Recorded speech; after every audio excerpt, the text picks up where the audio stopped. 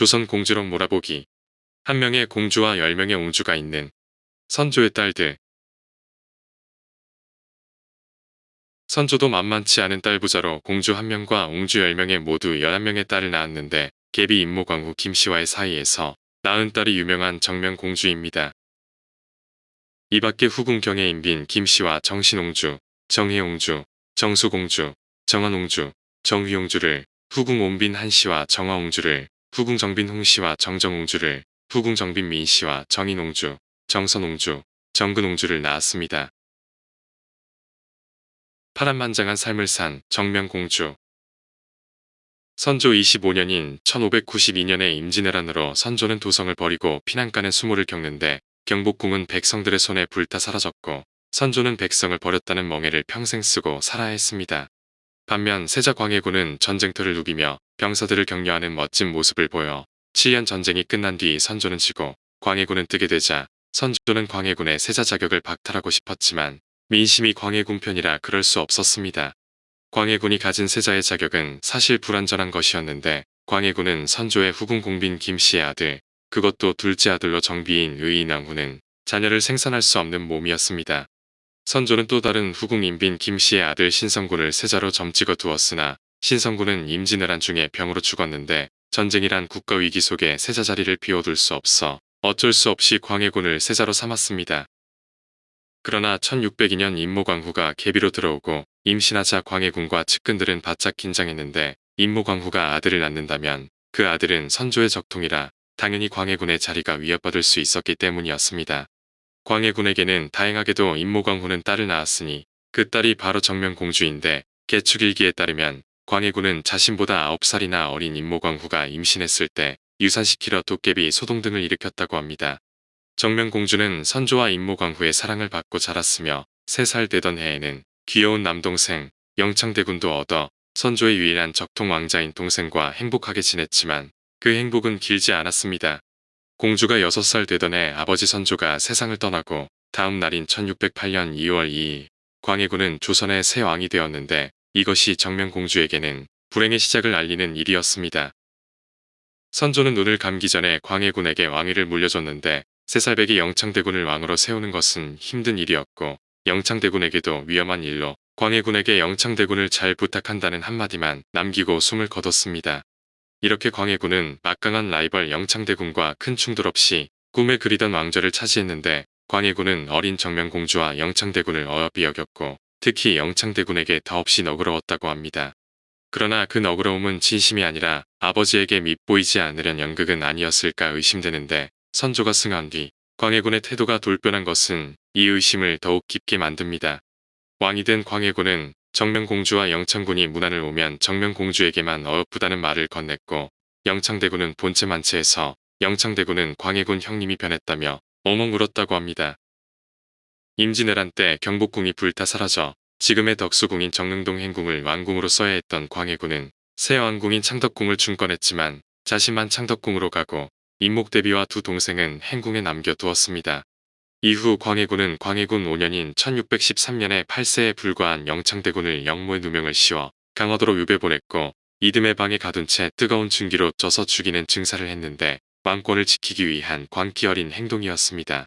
1613년 겨울 11세의 정명공주는 천연두를 앓았는데 목숨을 잃을 수도 있는 위험한 병으로 전염성도 강해 광해군은 천연두가 임목대비에게도 올마 두 사람이 나란히 죽기를 바랬지만 정명공주는 천연두를 이겨냈습니다. 사람들은 하늘이 도왔다고 말했지만 하늘은 동생의 죽음이란 시련도 주었는데 1618년 광해군은 임목대비를 후궁으로 강등했고 정명공주는 서인으로 강등했으며 행궁의 담장을 더 높이 쌓았습니다. 임목대비와 정명공주를 유폐시켜 정명공주는 혼인도 하지 못한 채 청춘을 행궁에서 낭비해야 했는데 정명공주는 글씨를 잘 쓴 바 힘있는 필체로 이름 높은 명필 한석봉의 필체였습니다. 선조와 임목대비 역시 한석봉체의 대가들이라 공주는 부모의 재능을 물려받은 것인데 조선 최고의 여성 서예가로 평가받는 정명공주는 대부분 정릉동 행궁 유폐 시절에 글씨를 썼습니다. 답답한 유폐의 세월을 견디기 위함이거나 글씨를 좋아하는 어머니를 위해 썼던 것은 아닐까 추측되는데 그렇게 유폐의 세월은 흘러갔고 1623년 정명공주가 21세 때 인조반정이 일어났습니다. 인조는 신성군의 아들로 선조의 손자인데 광해군이 동생 영창대군을 죽이고 어머니 임목대비를 폐위하는 등 부도덕한 행동을 저질렀다는 명분으로 무력 정변을 일으켜 왕좌를 차지했습니다. 인조는 임목대비와 정명공주의 신분도 되찾아 주었는데 인조의 도움으로 두 여인은 지긋지긋한 유폐에서 벗어나 창덕궁으로 보금자리를 옮겼고 임목대비는 서둘러 정명공주의 혼인을 추진했습니다. 인조 반정이 막을 내린 지 겨우 사흘 뒤에 인조에게 부마 간택을 요청했는데 정명공주의 나이는 21세로 혼기가 지나도 한참 지난 나이였고 남편을 잃고 아들마저 잃은 임목대비의 낙은 정명공주의 행복을 보는 것뿐이었습니다. 임목대비의 재촉으로 인조가 왕에 오른 지 6개월 만에 정명공주의 혼례가 치러졌는데 남편은 3살 어린 홍주원으로 홍주원은 이미 정해진 혼처가 있었으나 공주와의 혼례를 위해 부득이 파혼을 했습니다. 이렇게 된 데에는 사연이 있었는데 사대부들은 전국이 혼란스러웠고 공주라는 신분도 부담스러웠으며 공주가 나이가 많았기 때문에 정명공주를 며느리로 들이기를 꺼렸습니다. 인조는 부마 간택을 위해 금울령을 내렸으나 홍주원의 아버지 홍영은 이미 정한 혼처에 납치를 보냈고 이것이 들통나 의금부에 체포되는 우여곡절 끝에 홍영의 아들 홍주원이 정명공주의 남편으로 결정되었습니다. 정명공주는 지금의 서울 안국동에 신혼집을 마련했는데 인조는 경국대전에서 정한 공주의 집은 50칸을 넘지 않는다는 법을 무시하고 공주에게 200칸에 이르는 대저택을 마련해 줬습니다. 뿐만 아니라 엄청난 경상도의 토지와 작은 섬들을 선물했는데 임목대비를 향한 효심을 과시하기 위한 행동으로 인조 덕분에 불을 거머쥔 정명공주는 인생 역전을 이룰 수 있었습니다. 그리고 1632년에 임목대비가 병으로 세상을 떠나는데 인조는 대비의 병구안에 정성을 기울였고 대비가 숨을 거둔 뒤 치상에 힘쓴 탓에 탈이 나 온몸이 불처럼 뜨거워졌다 얼음처럼 차가워지는 일이 되풀이됐습니다. 이 희한한 병은 한 달 넘게 지속됐고 와중에 임목대비의 유품에서 비단 세 폭에 쓰여 있는 글이란 백서산폭이 발견됐는데 여기 임금을 폐위하고 새 임금을 세우자는 뜻의 글이 쓰여 있었습니다. 글귀를 본 인조는 배신감을 느꼈는데 지극정성으로 섬겨온 대비가 자신을 몰아낼 궁궁이를 품고 있었던 것으로 생각했지만 이것은 인조의 오해일 가능성이 컸습니다. 폐위시킬 왕이 인조라는 말도 새 왕으로 누구를 세우자는 말도 쓰여 있지 않았기 때문으로 대신들은 백서산폭에 긁히는 대비가 광해군을 폐위하자는 뜻에서 쓴 것이라고 설득했고 인조는 힘겹게 받아들였습니다. 엉뚱하게도 의심의 화살은 정명공주에게 날아갔는데 인조는 정명공주가 백서산폭 사건의 범인이며 정명공주의 저주로 자신이 원인 모를 병에 걸린 것이라 생각했습니다. 당시에는 누군가의 저주를 받으면 죽을 수도 있다고 믿어 저주를 건 사람은 중형에 처해졌는데 마침 인조의 의심이 사실로 판가름될 만한 일이 일어난 바 수색 결과 저주물들이 여럿 발견된 것입니다. 인조가 정명공주를 범인으로 지목하고 옥에 가두려고 하자 인조 반정의 주도 세력들이 인조를 막았는데 반정의 명분은 광해군이 임목대비를 폐위시킨 패륜에 대한 응징이었습니다. 그러니 임목대비의 혈육인 정명공주에게 저주의 죄목을 씌우는 것은 반정의 명분을 스스로 부정하는 것과 다름없었기 때문인데 이 사건은 임목대비의 궁녀들이 공모에 저지른 것으로 판가름 났습니다. 일이 커지는 것을 막기 위해 인조의 측근들이 애꿎은 궁녀들을 희생양으로 삼은 것으로 궁녀들은 억울한 죽음을 당한 것인데 7년 뒤 인조는 또다시 알 수 없는 병에 걸렸습니다. 엎친 데 덮친 격으로 궁궐 곳곳에서 저주물들이 발견되어 7년 전과 똑같은 일이 일어나자 인조는 이번에야말로 정명공주를 벌하려고 했지만 반정의 1등 공신 최명길의 도움으로 공주는 위기에서 벗어날 수 있었습니다. 최명길은 정명공주가 선조 임금의 유일한 피부치라는 점을 강조하며 정명공주를 바람막이를 했는데 인조는 반정의 핵심 인물인 그를 손댈 수 없어 하는 수 없이 최명길을 심양의 사신으로 보냈습니다.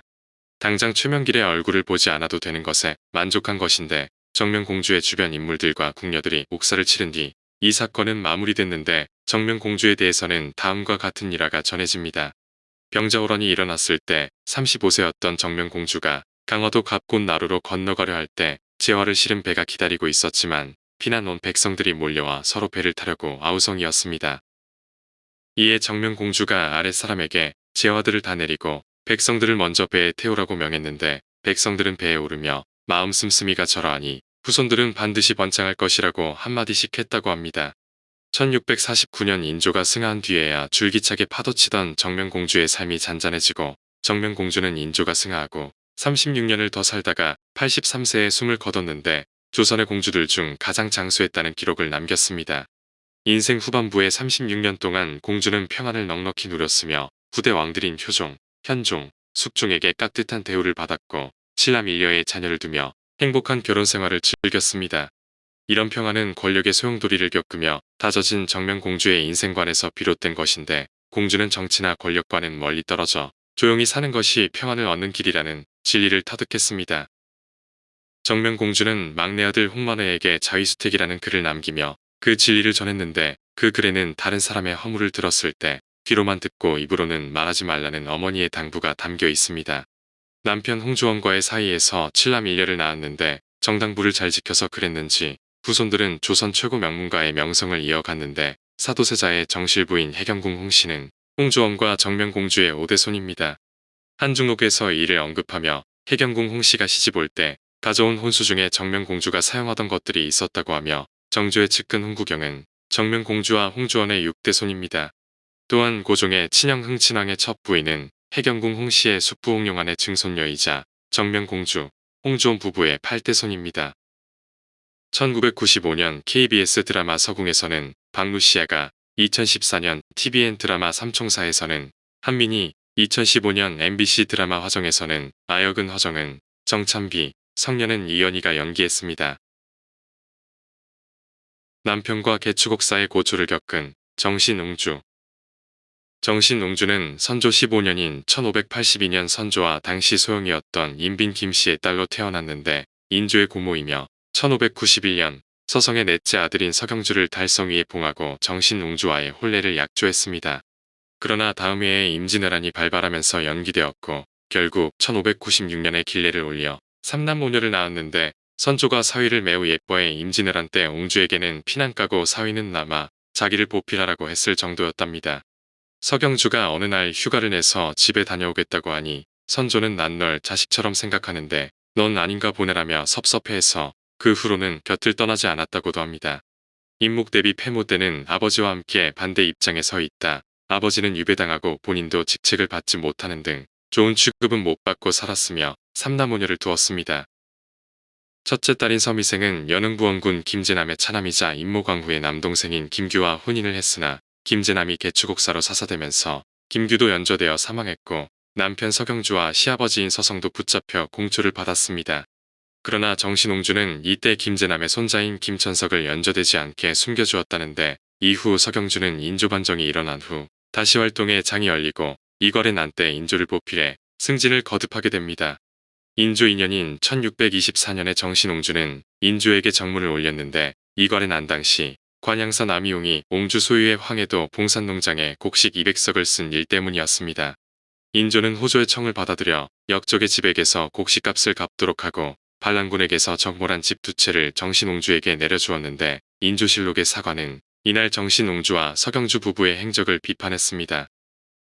서경주는 용모가 듬직하고 성격은 소박하고 솔직한 편인데다 술과 손님을 좋아하는 사교적인 스타일인 덕분인지 60년 넘게 장수했고 인조 21년인 1643년 9월 사망했습니다. 인조 25년인 1647년 4월 정신옹주는 아들 서정리가 충원 현감으로 근무하자 임소에 가서 아들을 만나고 싶다고 하자 인조는 정신옹주에게 왕자의 예에 맞게 말을 지급하고 내의가 약을 지참해 수행하게 했습니다. 그러나 간원에서 수령은 충분 후에 가족을 데려갈 수 없고 옹주가 아들을 보러 가는데 말을 지급하는 것은 일의 채무를 보아 맞지 않는다고 명을 거둘 것을 청하자 다시 받아들였습니다. 효종 4년인 1653년 2월 14일 조라였는데 효종은 정신옹주에게 지급하던 녹봉을 3년간 그대로 지급하라고 명했습니다. 남편이 광해군 보기운동에 참가해 죽은 정근옹주. 정근옹주는 선조와 후궁 정빈민 씨의 삼녀이며 생년은 명확하지 않은데 생모 정빈민 씨는 여흥 민씨 민사준의 딸로 선조 13년인 1580년 일종이 품수기로 정식 간택되어 입궁했습니다. 민 씨는 선조와의 사이에서 정근옹주를 비롯한 이남 3녀를 낳았는데 광해군 2년인 1610년 광해군이 정근옹주의 남편을 간택하기 위해 11세부터 16세까지의 남성을 대상으로 간택 단자를 내도록 했습니다. 이듬해인 1611년 대사원 등 여러 관직을 역임한 선산 김씨 김신원의 아들 김극빈으로 남편이 정해졌고 이때 김극빈은 일선위에 봉해졌으나 정근옹주는 혼인 2년 뒤인 1613년 사망했습니다. 정근옹주는 자녀가 없어 김극빈의 조카 김세필로 그 후사를 이었으나 김세필도 아들을 낳지 못해 다시 일가 친척 김구상으로 하여금 그 뒤를 잇게 했습니다. 현재 정근옹주의 묘소는 경기도 양평군 강상면 병산리에 남편 김극빈의 묘와 나란히 있는데 망주석과 문인석 등은 있으나 묘비는 없고 묘비가 있었던 것을 짐작하게 하는 흔적인 비자만이 남아 있습니다. 김극빈은 인조 2년에 터진 광해군을 상왕으로 올리고 인성군을 왕으로 추대하려 한 유유립의 난에 참여했고 인조 6년에 터진 호유의 영모 사건 때는 주도적인 위치에 있었습니다. 선조의 부마들 중에서는 드물게 인조를 반대한 경우인데 결국 이 영모 사건으로 김극빈은 형을 받다가 사망했습니다. 아들들이 총명의 선망의 대상이었으나 모두 요절한 정혜옹주. 정혜옹주는 선조 17년인 1584년 선조와 그 후궁 인빈 김씨의 차녀로 태어났는데 신성군, 인조의 아버지인 원종 등의 친동생이며 인조의 고모가 됩니다. 정혜옹주의 생모 인빈 김씨는 수원 김씨 김한우의 딸로 명종의 후궁으로 있던 경빈 이씨의 외사촌이었던 관계로 궁중에서 자랐으며 이후 선조의 후궁이 되어 가장 많은 총애를 받았습니다.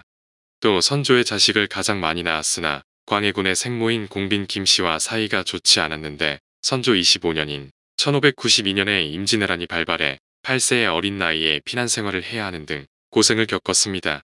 실록에 의하면 정혜옹주가 나이가 어렸고 피난길도 어수선하여 말 등을 준비할 수 없게 되자 선조가 옹주를 데리고 다른 곳으로 피난을 간 후 무사히 난리를 피하면 큰 상을 내릴 것이라는 명을 내렸습니다. 이때 내수사의 관원으로 있던 윤백상이 차원해 옹주와 황해도의 산속으로 들어가 적을 피하고 겨울에야 의주로 들어갔는데 이후 선조 29년인 1596년 해평 윤씨 윤방의 아들 윤신지와 혼인했습니다. 윤신지는 해숭이에 봉해졌는데 정혜옹주는 병자호란이 발발한 지 2년 후인 1638년 사망했지만 당시 왕실에서는 여러 왕족들이 죽었으나 장례를 제대로 치르지 못하고 있었습니다. 그러나 인조는 정혜옹주에 대해 예장을 하도록 명예 대신들이 반발했으나 인조는 자신의 명대로 시행토록 했고 현재 그녀의 묘소는 경기도 고양시 덕양구 원당동에 있으며 남편 윤신지와 합장되었습니다. 정혜옹주는 윤신지와 결혼해 아들 둘을 두었는데 남편 윤신지는 품계가 정의 품에 올랐으며 글을 잘 짓고 서화의 능의 장인인 선조의 총애를 받았다고 합니다. 장남은 윤지이며 차남은 윤구로 두 아들이 모두 총명해 한때는 많은 이들에게 선망의 대상이 되었으나 두 아들이 자신보다 일찍 죽는 바람에 약 20여 년을 은거하며 지내다 효종 8년인 1657년에 죽었습니다. 윤지는 인조반정 후에 여러 관직을 지내고 훗날 예조참판과 전라도 관찰사, 경기감사 등을 지냈으며 글씨를 매우 잘 썼다는데 윤지의 딸이 김만기 김만중의 어머니로 김만기의 딸이 숙종의 초비인 인경왕후 김씨입니다. 윤구는 이조정랑 등을 지냈으며 병자호란 때 남한산성에서 인조를 호종했고 윤신지는 학문이 상당히 뛰어났지만 한계가 있어 관료로서 활약을 제대로 하지 못해 주변 사람들이 매우 안타까워했다고 합니다. 가까이 보면 늘씬하고 늠름한 풍채를 가졌지만 온화하고 겸손한 스타일이라 주변 평이 매우 좋았다는데 능력이 되니 조정에서도 의지를 했던 모양이지만 본인은 아프다며 정사에 관여치 않으려고 했습니다. 실제로 임목 대비 패모론 회의가 벌어졌을 때도 뒤로 물러나 있었는데 병자호란 때는 위험을 무릅쓰고 공격받던 성을 구하러 달려가다 적을 만나 비탈 아래로 몸을 던졌는데 피만 쏟고 겨우 살아남는 일화를 자랑합니다. 이 에피소드는 잘못 전해져 아버지를 버리고 도망간 사람이 될 뻔했지만 주변에서 적극 증언을 해준 덕에 상을 받았다는데 이처럼 필요할 때는 적극적으로 움직이지만 평소에는 정사와 거리를 두던 사람이었습니다. 임목 대비 폐모 사태 이후 5에서 6년간 교회로 나가 두문불출을 했다는데 2015년에 제작된 정명공주를 주인공으로 한 MBC 드라마 화정에서는 김규선이 정혜옹주 역할을 했습니다. 남편이 반청에 선봉에서 심양까지 끌려간 정수공주. 정수공주는 선조 20년인 1587년 3월 19일 선조와 당시 종이 품숙이었던 인빈 김씨의 셋째 딸로 창경궁에서 태어났는데 선조 28년인 1595년 정수공주의 봉호를 받았습니다. 선조 32년인 1599년에 신음의 아들인 동양이 신익성과 혼인했고 2년 후에 출궁해 사저에서 생활했는데 신익성과의 사이에서 13명의 자녀를 두었지만 오남 사녀만이 성장했습니다. 1613년 시아버지인 신음이 개추곡사에 연루되어 감옥에 갇히자 정수공주는 시어머니의 뒤를 따라 거적을 깔고 단식하기도 했고 신음이 유형에 처해져 곤궁해지자 옹주는 정성으로 음식을 마련해 봉행을 했다고 합니다. 남편 신익성의 누나가 아버지의 유배지에 문안을 가던 도중 병에 걸려 죽자 제사에 필요한 물품을 마련해 주었으며 신익성의 여동생 또한 돈독하게 보살펴 주었습니다. 근검하고 자녀 교육에 엄했으며 인목대비가 유폐되자 궁중의 발길을 끊었는데 인조 5년인 1627년 병에 걸려 사망해 광주 사부촌에 장사를 지냈고 이후 남편 신익성과 합장되었습니다. 남편 신익성은 정수공주의 죽음을 슬퍼하며 직접 작성한 제문이 신익성의 낙전 당집에 실려 전해지는데 신익성은 문장과 필법이 뛰어나고 기계와 절조를 숭상하는 훌륭한 인품의 인물이었다고 합니다. 겉으로는 엄하고 굳세 보이지만 안으로는 너그러웠다는 묘사를 보아 위풍당당한 외모를 하고 있었던 것으로 보이는데 광해군 때 인목대비 폐위의 반대에 등용이 되지 못하다 인조 반정 후에 겨우 정상화가 되었습니다. 이것을 보면 인조에게 마냥 찬성했을 것 같지만 인조가 정통성을 위해 부친 정원군의 묘를 추승하려 의견을 물었을 때 할 만한 일을 하는 것은 효가 되나 할 수 없는데 하는 것은 효가 아니다라는 말을 남겼다고 합니다. 그래도 인조대에 대대적으로 활약한 부마 중 한 사람답게 이궐의 난이 벌어졌을 때는 상중이었음에도 인조의 특명을 받아 호위 및 진압 등의 업무를 훌륭하게 해냈다고 합니다. 정묘호란 때는 인조의 명을 받아 소현세자를 보필했고 병자호란 때는 끝까지 성을 지킨 척화오신 중 한 사람으로 몇몇 대신이 세자를 볼모로 보내야 한다고 하자 칼을 뽑아 협박하며 싸워야 한다고 했을 정도였습니다. 그러나 병자호란이 굴욕적인 항복으로 끝난 후 청나라에서 삼전도비를 세우자며 2차 굴욕을 주는 제안을 하자 이를 거부해 모함을 당해 심양에 끌려갔습니다. 그러나 성격이 워낙 호탕에 굴하지 않고 버티다 왔다는데 함께 지내던 소현세자와 사이가 좋았는지 그의 도움을 받아 겨우 귀국할 수 있었으나 인조 22년 몸이 점점 쇠약해져 사망했습니다. 시아버지가 칠서의 옥으로 곤경을 치룬 정한옹주. 정한옹주는 1590년에 태어났으며 선조의 오녀로 인빈 김씨의 소생인데 14세인 선조 36년인 1603년에 부마로 참찬 반남인 박동량의 아들 박미와 길례를 올렸고 박미는 의빈풍계 금양 위에 책봉되었습니다.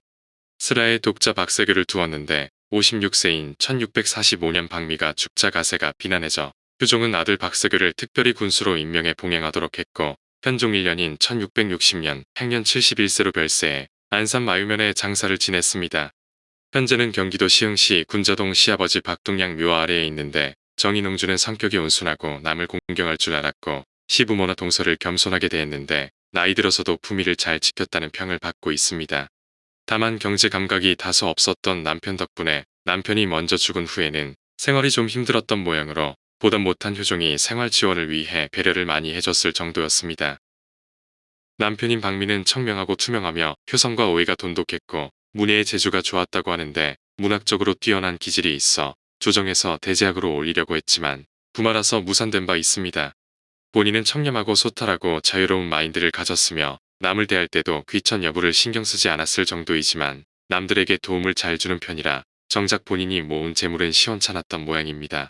다른 선조의 부마들처럼 임모광후 패물원 회의 때는 아예 불참했고 이때 말실수를 해서 아버지가 유배를 가는데 가문이 박살나지는 않았지만 박미는 자기 때문이라며 자책을 했다고 합니다.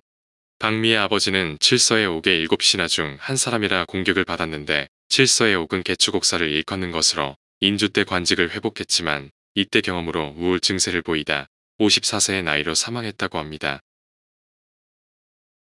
임난중에 태어난 정휘용주. 정휘용주는 임진왜란이 한창이던 1593년 황해도 해주의 행궁에서 선조와 후궁 인빈 김씨의 6째 딸이자 막내딸로 태어났는데 1604년에 영의정을 지낸 유영경의 손자 유정량과 혼인했습니다. 효종 4년인 1653년 향년 61세를 일기로 사망했는데 사망 후에도 3년 동안 녹봉을 지급받았고 묘소는 경기도 양주의 도봉산에 마련되었다. 훗날 남편 유정량의 묘에 합장되었습니다. 정휘용주의 남편 유정량은 할아버지 유영경이 선조 말기 선조의 유일한 적자인 영창대군을 옹립하려 해서 광해군과 대북파의 탄핵을 받았는데 유영경은 광해군이 즉위하자마자 유배되었다 사서되었습니다. 4년 후인 1612년에는 일가가 몰살되다시피 했고 이때 유정량도 연조되어 남해로 유배를 갔으며 이후 전라도 고부를 거쳐 경상도 지역으로 이배되었는데 유배 생활로 한때 실명의 위기까지 겪기도 했습니다.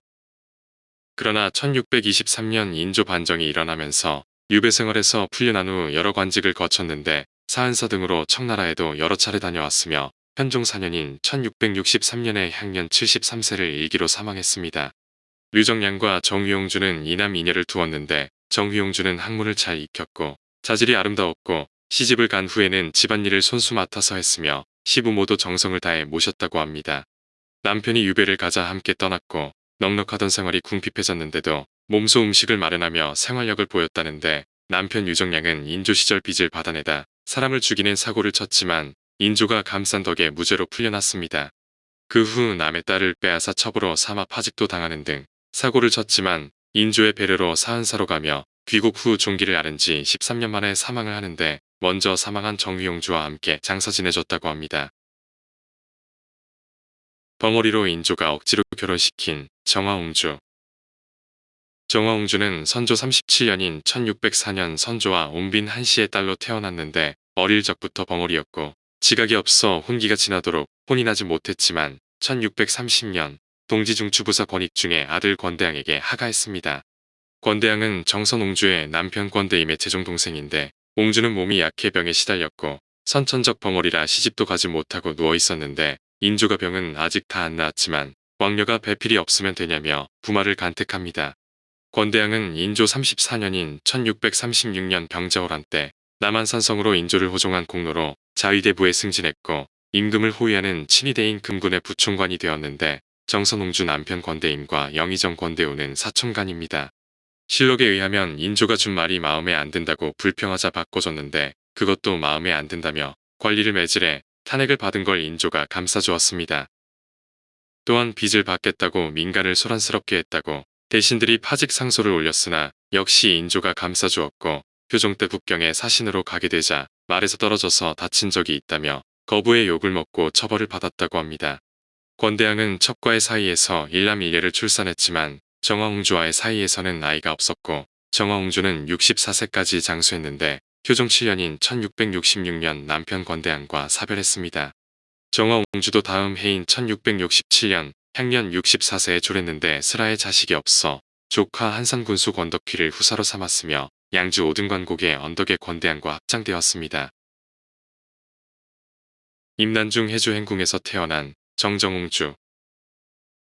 정정옹주는 임진왜란이 한창이던 1595년 황해도 해주의 행궁에서 태어났는데 생모 정빈 홍씨는 홍여겸의 딸로 1580년에 수기에 책봉되어 입궁해 이후 정일품빈에 올랐으며 인조 연간에 사망했습니다. 정정옹주는 어릴 때부터 자질이 뛰어났으며 자라면서 단정하고 의젓했다는데 10살 때인 1604년 정식으로 옹주에 책봉되어 정정옹주가 되었습니다. 2년 후인 1606년 교리를 지낸 진주 유시 유시행의 아들 유적과의 혼인이 결정되어 유적은 지난위에 책봉되었으나 혼례 직전 유시행이 사망하는 바람에 일시적으로 혼례가 연기되었습니다. 이어 1608년에는 부왕 선조마저 승하의 혼인은 탈상 후인 1610년에야 이루어졌는데 두 사람은 유시행이 죽었을 때 현재의 경기도 안산시 일대의 터를 잡아 장사를 지냈고 이후 그 지역에서 대를 이어 살았습니다. 한편 정정옹주와 남편 유적은 임모광후를 폐위하는 것에 반대해 유배의 위기까지 몰렸으며 이후 남편 유적은 광해군 11년인 1619년 25세의 젊은 나이로 자식 없이 생을 마감했습니다. 당시 사람들은 패물론에 동참하지 않은 유적을 위대하게 생각했다는데 유적이 죽자 정정옹주는 스스로 목숨을 끊으려 했지만 어머니 정빈이 극진히 보호했고 인조가 즉위해 공을 치하하고 옹주를 극진히 대접했습니다. 정정옹주는 현종 7년인 1666년 향년 72세를 일기로 사망했는데 옹주가 죽자 현종은 정사를 중지하고 장례 비용을 지원했으며 남편 진안이 유적에 묘에 합장토록 했습니다. 현재 그녀의 묘소인 정정옹주묘는 경기도 안산시 상록구 부곡동에 있으며 진주 유시 문중에서 관리하고 있는데 1991년 11월 2일 안산시의 향토유적 제14호로 지정되어 보호받고 있습니다. 유적과 정정옹주의 사이에는 자식이 없어 유적의 동생인 유영의 아들 유명전을 양자로 입양해 후사를 이었으나 유명전마저 요절에 후사가 끊어지고 말았습니다. 정빈민 씨의 장녀 정인옹주. 정인옹주는 1590년 선조와 그 후궁 정빈민 씨의 장녀로 태어났는데 생모 정빈민 씨는 여흥민 씨 민사준의 딸로 1580년 종이품 수계로 간택되어 입궁했고 선조와 정인옹주를 비롯한 이남 3녀를 낳았습니다. 정인옹주는 선조 36년인 1603년에 이조참판을 지낸 남양 홍씨 홍식의 아들 홍우경과 혼인했으며 홍우경은 당원위에 봉해졌고 표종 7년인 1656년 사망했는데 사후 삼간독봉을 그대로 지급받았습니다. 정인옹주의 묘소는 충청북도 진천군 광해 원면 실원리에 있는데 1625년 사망한 남편 홍우경과 합장했으며 묘비와 동자석, 장명등 및 문인석, 망주석 등이 배치되어 있습니다. 정인옹주와 홍우경의 묘는 1988년 9월 30일 충청북도의 기념물 제78호로 보호받고 있는데 남편 홍우경은 선조 23년인 1590년에 태어났으며 정인옹주와 혼인 후 당원위에 봉해지고 이어 봉원대부에 올랐습니다.